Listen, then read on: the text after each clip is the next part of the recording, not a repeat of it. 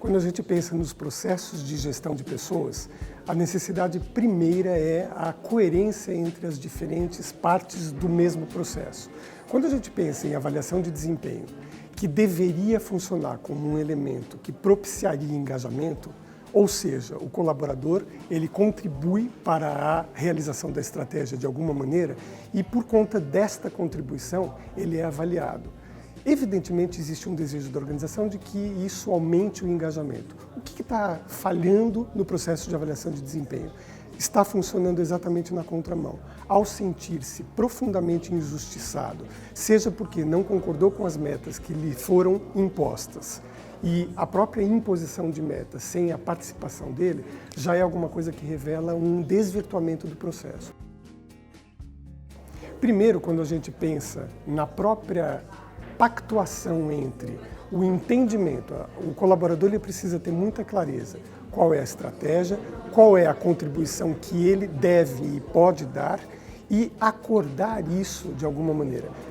Um ponto extremamente importante hoje é que quando nós pensamos em metas individuais, elas também estão na contramão de algo que é a cooperação entre os colaboradores e as áreas. Ou seja, há de se ter uma reflexão que permita que a meta seja igualmente distribuída e que as pessoas possam somar esforços e não competir entre si.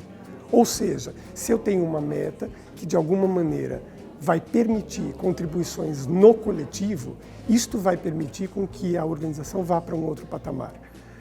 Passa por uma lógica que quebra o individualismo e permite um espírito de cooperação, porque nós temos um propósito comum, um senso comum, um significado comum. Quando você pensa na importância do engajamento, ou seja, o vínculo que este colaborador está disposto a ter com a organização, o quanto ele vai investir da sua energia psíquica, muito mais do que a competência funcional, se nós pensarmos que o engajamento é a força motriz que vai levar a empresa para uma excelência operacional, para um resultado superior, claro que você precisa, de alguma maneira, ter símbolos que vão desde a forma de você recrutar, a forma de você selecionar, a forma de você avaliar, a forma de você remunerar. Ou seja, se você consegue promover um alinhamento entre o colaborador e a organização nas diferentes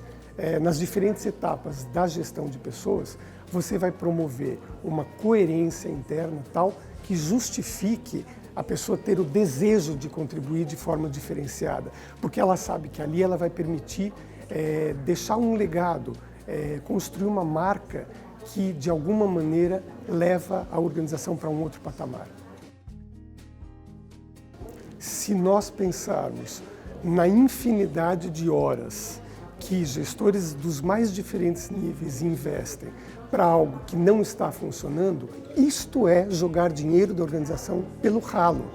Então, qualquer propósito de mudança cultural, porque você falar de uma nova avaliação de desempenho é uma quebra de paradigmas, é propor uma reflexão onde você, de alguma maneira, vai questionar o status quo, vai trazer um novo olhar para o mesmo processo. Ou seja, inicialmente isso vai exigir uma demanda de energia muito grande, mas no médio e no longo prazo o retorno disso é evidente, muito positivo. Porque se não fizermos alguma mudança na forma como os colaboradores são avaliados, primeiro você vai promover o desengajamento, você vai perdê-los e você não vai conseguir um compromisso e um comprometimento com os resultados que a empresa necessita, até para a sua sobrevivência num cenário tão complexo como o que nós estamos vivendo hoje.